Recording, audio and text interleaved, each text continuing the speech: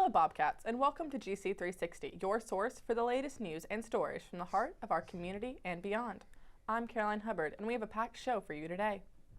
And I'm Jalen Brooks. Whether you're a student, faculty member, or just someone interested in what's happening in our community, GC360 is here to keep you informed and engaged. Coming up, should student workers receive priority class registration? Find out what our student body thinks. And finals season is quickly approaching. How can students prepare for their upcoming exams? Stay tuned as we answer these questions, plus more. This is GC360, where news comes full circle.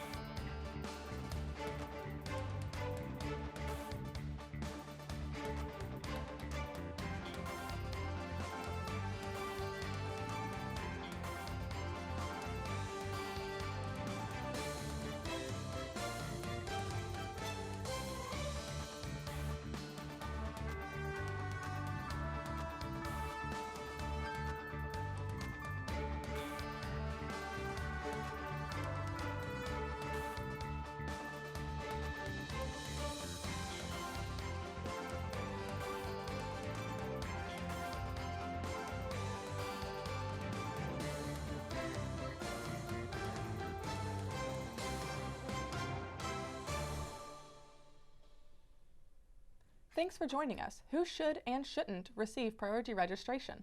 Members of the United Campus Workers Association believe they should. The group recently petitioned the administration asking for priority class registration to accommodate their work schedule. Emily Smith has the story.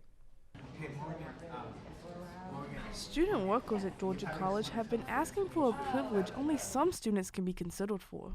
That's priority registration. All that means is that they would register the first day of registration week. So students who are athletes get priority registration. Some students with accommodations can get priority registration. Not all student workers, but certain student workers who have a very specific kind of schedule for the job, like tour guides and student ambassadors. And then students who are active duty military also get priority registration. The biggest benefit that priority registration would have for student workers is being able to control their hours at work. I think priority would be so helpful when working on campus because we have to plan our hours around our schedules, and if we aren't able to do that, I can't get hours and I can't work. So it is very beneficial. One issue with giving student workers priority registration is that there will be too many student workers. Therefore, priority registration wouldn't have as much of an impact. However, the United Campus Workers Union, who is petitioning to get priority registration for these student workers, say that they will come up with a plan for this issue after the petitioning phase is over. Not necessarily. The exact details of a plan aren't finalized. We're still in the petition collecting phase. If we eventually do get that implemented, there's a number of different ways it might look. So there might be 2 different rounds of priority registration. There might be some people who are seniors who already had priority registration and already student workers. You don't necessarily need to double extend it or anything like that. The exact details of that are not sure yet. We just know that there's a need for student workers to be able to have some sort of priority. From GC360, I'm Emily Smith. Next, an inspiring story that takes us into the world of academia and research. It's about the journey of a remarkable student who's making great strides in cancer research. Our reporter, Skyla Morris, has the story. Internships are an essential requirement for finishing undergraduate programs, and many students spend their summers away from home to fulfill these credits. REU, better known as Research Experiences for University Students, is an internship program for students studying in fields of science. With its highly competitive nature, hundreds of individuals apply each year, and few are accepted. Nicole Snyder, a senior here at GCSU, was one of the few to be accepted into the summer internship program. She spent her time at the University of North Carolina at Chapel Hill studying cancer-fighting drugs. When I applied for the actual REU, I just had to list labs that I was interested in, and at the time I really was just interested in some sort of synthesis, making something. I wasn't really particular to what it was. Snyder was one of only 9 students across the country to be admitted into the campus research lab internships. So it wasn't really a choice. It was more so I was just placed there, but I did end up absolutely falling in love with the work itself, and so while medicinal chemistry is not quite, I don't know I want to go into drug development and that sort of thing. I definitely want to go into synthesis 100%, organic synthesis specifically, which is sort of the broad umbrella term of what I was doing this summer. She weighed in on her experiences and how the program was an important experience for her education. Snyder also shared advice for students who are interested in the REU internship program. Just go for it. Just go for it. Find as many schools. REU applications are free, so just find as many schools that you can apply to that have labs that interest you, and do it. I highly recommend it for every chem student. With her internship completed, Snyder is set to graduate in the spring. Reporting for GC360, this is Skyla Morris. Coming up next on GC360, it's beginning to feel a lot like Christmas. Anchor Ava Cartes gives us the projected forecast for the upcoming week as we move into the chilly winter season. And Georgia College Theater Department puts on the play Leveling Up. What does the process of getting prepared for the show look like? Find out after the break.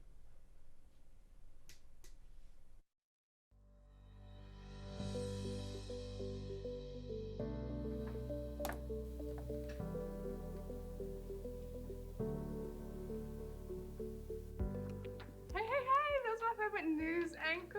Oh, what do you want? Like 10 seconds. Can you just read this announcement for me? Okay, 10 seconds. Okay. This semester, GC360 is introducing a new show, Cat Talk. We will showcase a new guest each month and deep dive into some topical issues of concern to you. You may also see some of our guests play some silly games while they're here with us. You won't want to miss this. From GC360, this is Isabella Vanderlende. So join me each month for Cat Talk right here on GC360.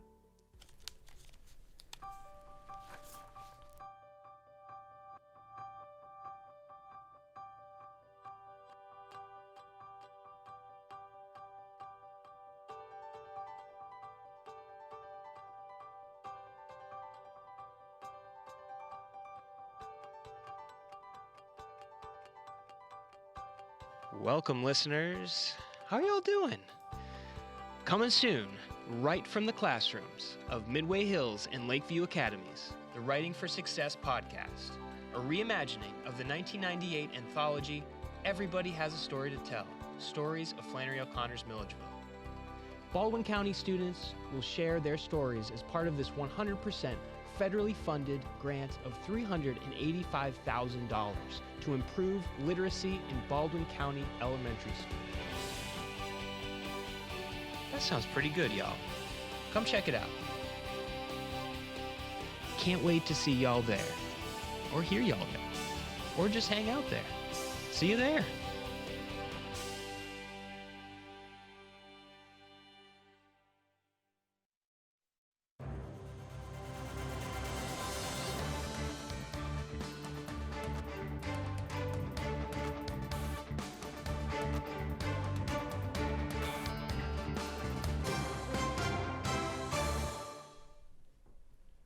Welcome back. This is GC360, where news comes full circle. And now to Ava Cartes with the weather. What's it looking like next week, Ava?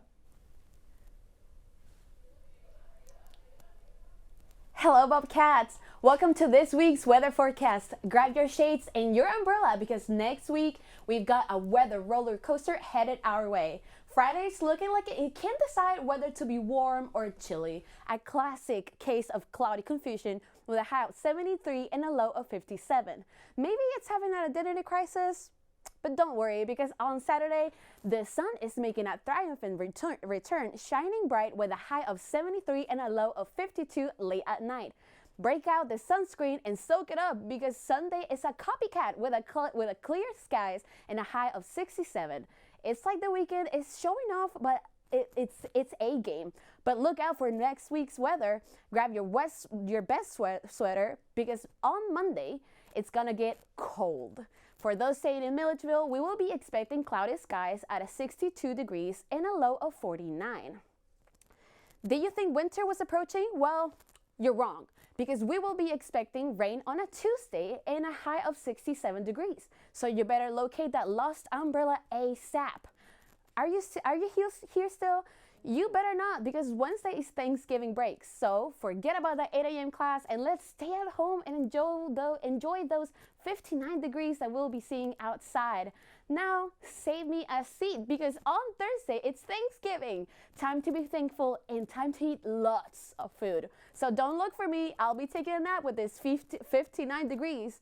That's it for the forecast. I'm Ava Cartes, and I wish you all a fantastic Thanksgiving break. Back to you, Jamin and Caroline. Thanks, Ava. The theater department leveled up this past week in their most recent play.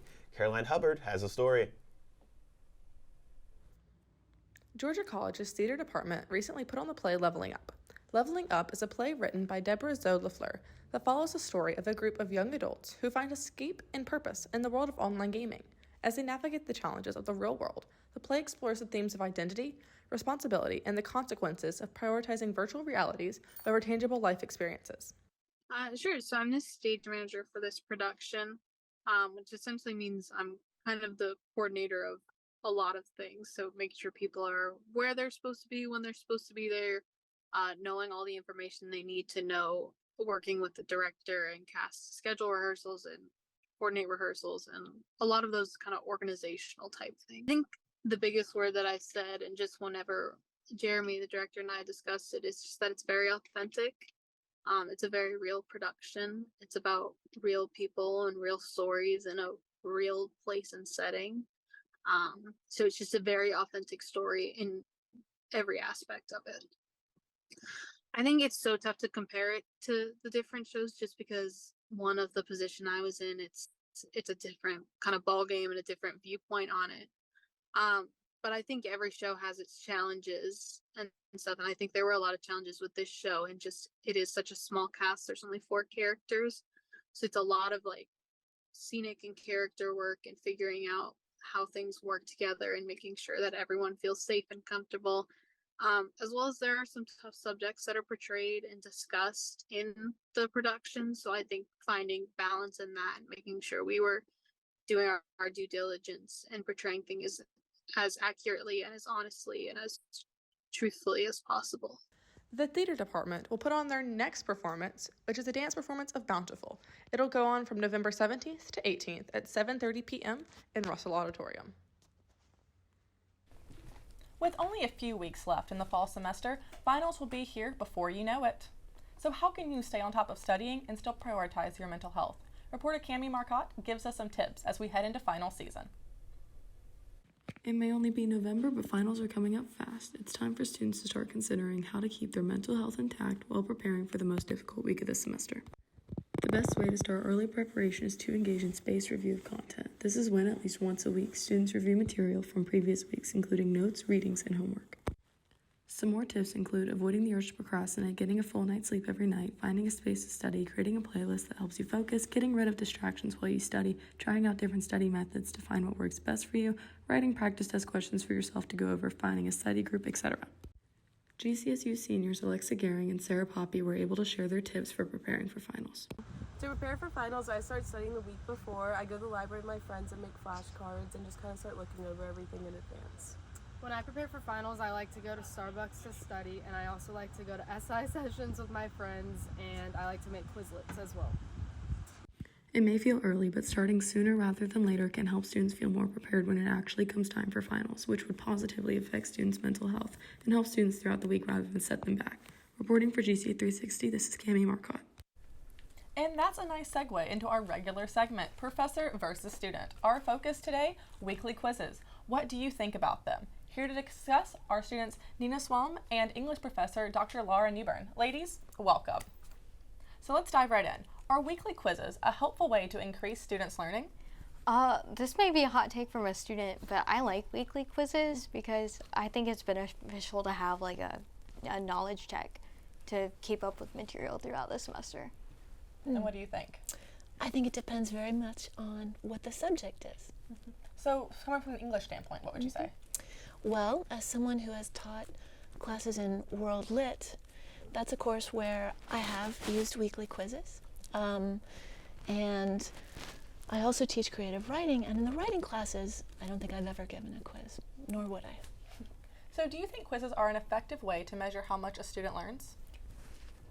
Again, subjective. I think it just depends on the subject versus, like, I take creative writing with Mrs. Newbern, but in that class, there's no real, like, measure of, like, what I'm learning in, like, subject versus, like, you know, math or science where, you know, checkpoints like that would be beneficial. Yeah.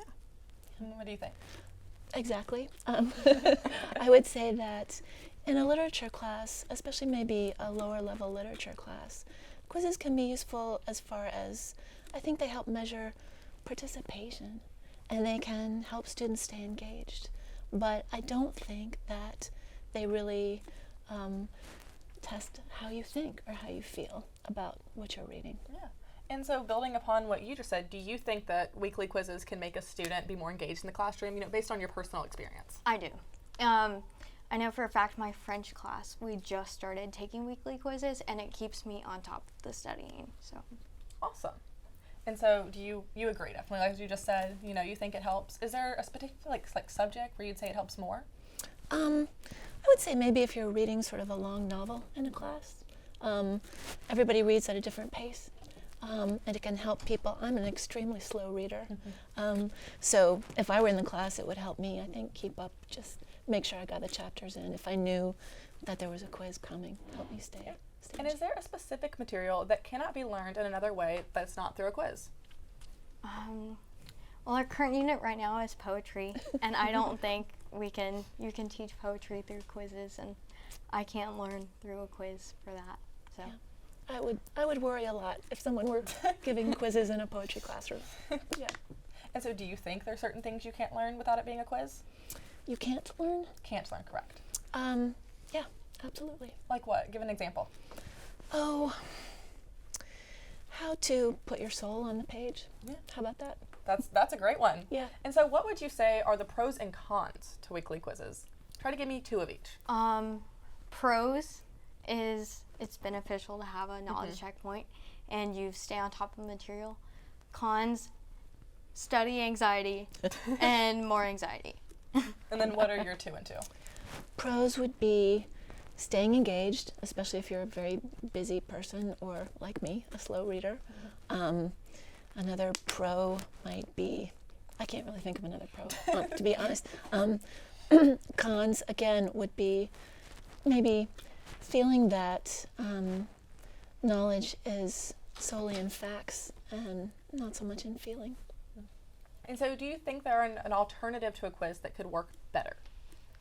I think for a class like the one I'm taking with Professor Newbern, just, you know, we have timed writing in class, which I really, really enjoy, by the way. We get 10 minutes and a prompt to just, like, write, and some of my best work comes from that because I don't get time to overthink it. Yeah, exactly. And so I'd say in class sort of check-ins with professors would help.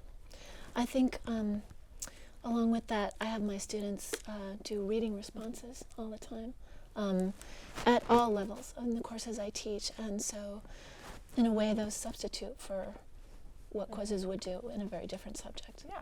And so do you think that having weekly quizzes can make students more responsible? I definitely do, because it's with French right now, I have to allot time to sit down and open my notebook and just hammer it out versus, you know, if I didn't have that pressure of having a weekly quiz, I might be more inclined to just put it off. With the right subject, yes. And so not saying you per se, but students in general, do you think that sometimes they just cram just to get the quiz over with, or do they actually like study for that learning material to be useful? Absolutely. This school is full of crammers, myself included sometimes. So yeah, definitely. I think it just depends on, an individual's like work ethic, I would say the same thing. We're all crammers at some point. Oh, yes. Yep. So branching a little bit farther, exams. Do you think that an exam, say like 3 a semester, is a beneficial checkpoint, or is that just overstressing the things you've already learned in the quizzes? Again, dependent on subject. For, English classes, I'd say no. I don't know how I would prepare for an English sort of exam, or, I think quizzes and exams on novels and like long reading are pretty weird, because it's like, how do you measure like what you've learned? Yeah. But for like your STEM classes, like bless them, I couldn't be a STEM major, but I do think that exams are beneficial for them. I like to give exams at midterm.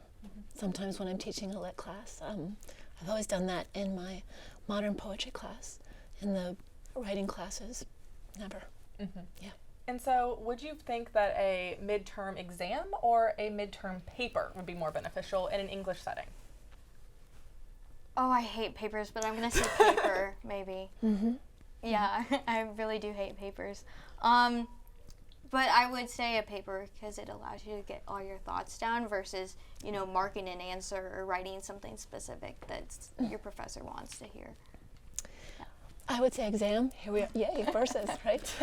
I would say exam, but I would make the exam in a literature class a series of responses where you're just asked to think and write your thoughts down. Awesome. Well, Professor Nina, thank you so much for joining us today. Thanks for having us. Yeah.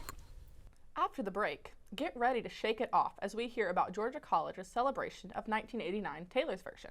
And we'll explore today's most dazzling entertainment updates. Find out who was voted as People Magazine's 2023 Sexiest Man Alive, which pop star recently changed a lyric of one of her most notable songs, and which famous chef just welcomed a new baby. All this and more when GC360 returns.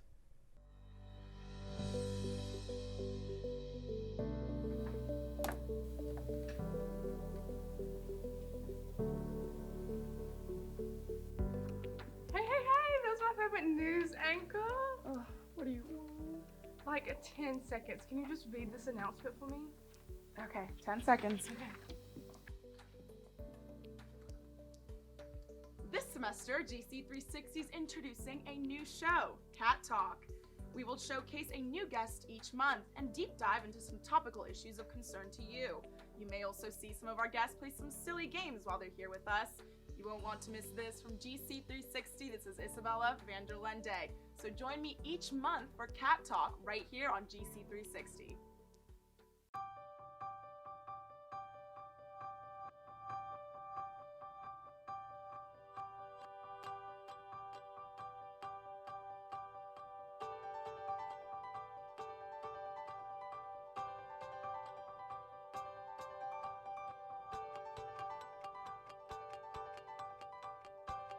Welcome, listeners. How are y'all doing? Coming soon, right from the classrooms of Midway Hills and Lakeview Academies, the Writing for Success podcast, a reimagining of the 1998 anthology, Everybody Has a Story to Tell, Stories of Flannery O'Connor's Milledgeville. Baldwin County students will share their stories as part of this 100% federally funded grant of $385,000 to improve literacy in Baldwin County elementary schools. That sounds pretty good, y'all. Come check it out. Can't wait to see y'all there, or hear y'all there, or just hang out there. See you there.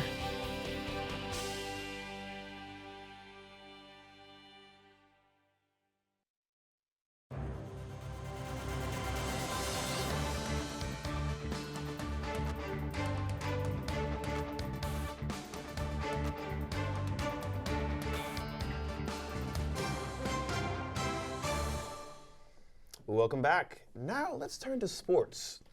For that, here's Jackson Schwartz. Jackson? Matt Petgrave, an American hockey player for the Sheffield Steelers, was arrested Tuesday on manslaughter charges related to the killing of fellow hockey player Adam Johnson. On October 28th, Johnson was playing for the Nottingham Panthers when he was helped off the ice due to an apparent bleed on his neck. He died later, and after police conducted a thorough investigation and a video surfaced of the incident, Matt Petgrave was arrested, but was later released on bail. This is not the first time that a player has been charged with a crime on ice. In 2000, Gianchito Jim Boney was charged with culpable homicide after he slashed Moran Schwartz in the chest during a game in 1992. Turning to a lighter note with college football, the Georgia Bulldogs are officially the #1 team in the country, once again after their most recent victory over the Ole Miss Rebels. The Bulldogs defeated the #9 ranked Rebels 52-17. Many felt that the Bulldogs deserved to be ranked #1 before this game, but the committee thought the Ohio State Buckeyes had more ranked wins. However, with the win over the Rebels, the committee decided the Bulldogs deserved that top spot. Turning to Bobcat sports, Bobcat basketball made its return this past weekend, and the men's team has started off hot with wins against Limestone and North Greenville. The Bobcats are playing St. Leo and Tampa this weekend in Florida. The women's Bobcat team has started off slow with losses against Young Harris and Emmanuel. However, it's early in the season and there's plenty of time left to make up those losses. That's it for sports this week. Let's go Bobcats. Back to you. It's time now to find out what's happening in the world of entertainment. For that, here's Addison White. Thanks, Caroline. This week on entertainment, Taylor Swift changed the lyrics to her hit song Karma at her most recent show. Instead of saying Karma is the guy on the screen referencing her ex, Joe Alwyn, Swift said Karma is the guy on the Chiefs, referring to her new flame, Travis Kelce. Speaking of hot guys, Grey's Anatomy actor Patrick Dempsey has been named People's Magazine Sexiest Man Alive for 2023. When the magazine asked him how he felt about winning, Dempsey joked that he's glad it finally happened at age 57. Don't worry, Patrick, no matter how old you get, you'll always be McDreamy to us. Speaking of old stars, Gordon Ramsay and his wife of almost 30 years, Tana, welcomed their 6th child this past week. Their kids range in age from 25, 23, 22, 4, and now a newborn. That is it for entertainment this week. I'm Addison White. Back to you, Caroline.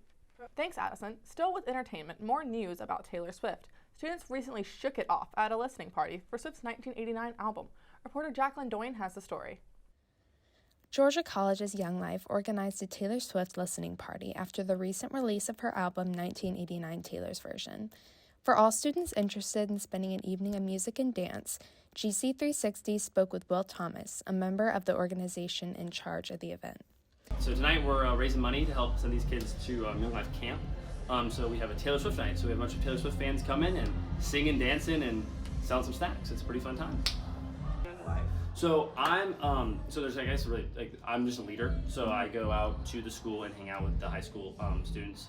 Through Young Life, you have like college life leaders who will lead the college kids, like freshmen, and then you also have wildlife, which they'll go to middle schools in the community and lead them.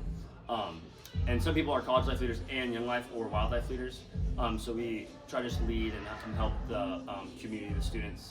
After finding out the high number of Taylor Swift fans located in Georgia College, we spoke to 2 students to hear their opinions on the event and the artist herself. We are huge Taylor Swift fans. We've been to a couple other Taylor Swift nights together. Yes. Actually, we first became friends over Taylor Swift.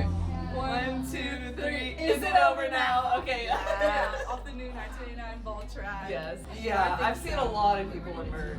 Like, a lot, yeah. Yeah, you just walk around campus and I think you're guaranteed to see at least one other person in Taylor Swift merch for sure. Yes. Thomas also shared part of the details behind the organization of this event.